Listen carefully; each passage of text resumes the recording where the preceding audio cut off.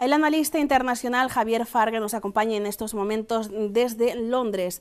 Saludos, señor Fargue, bienvenido a Hispan TV Noticias. La economía más grande de Europa, hemos dicho, la alemana, se ha contraído. ¿En qué medida puede afectar esto a la recuperación de la zona euro? Muy buenas tardes, colega.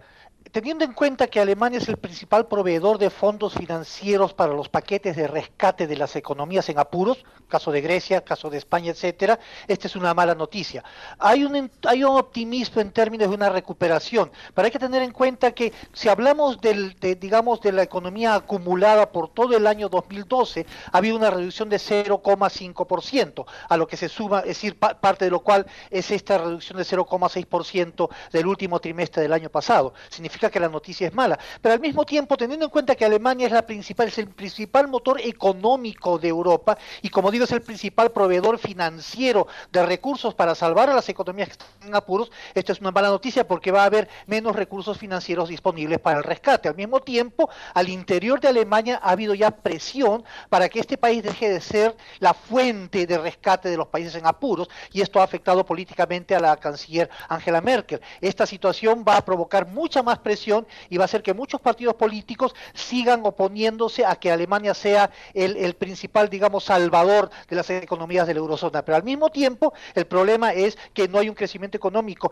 y no hay que tener en cuenta, en el caso de Francia, por ejemplo, Francia no va a poder cumplir, ya lo dijo, con su objetivo de solamente tener 3% de déficit fiscal, va a llegar a 3,5%. Entonces, cuanto más deuda pública hay, cuanto menos recursos disponibles hay para salvar las economías en apuros, más deuda pública y menos crecimiento, y esto va a ocasionar muchos mayores problemas en aquellos países que ya están en apuros, como España, como Grecia y como la misma Italia.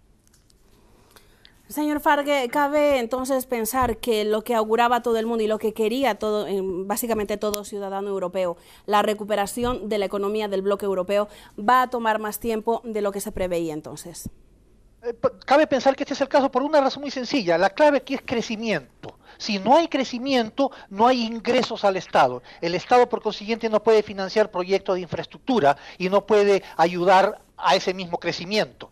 En segundo lugar, aumenta el desempleo. Por consiguiente, el sector productivo no está funcionando.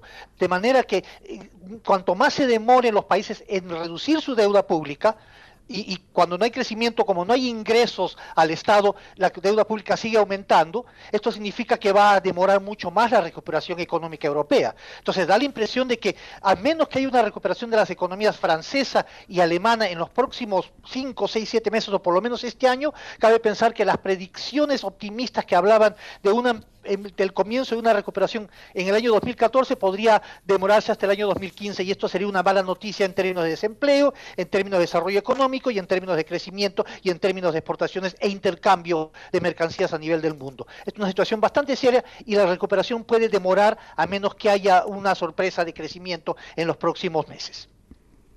Así es, señor Javier Fargue, muchísimas gracias por habernos acompañado y por este esclarecedor análisis.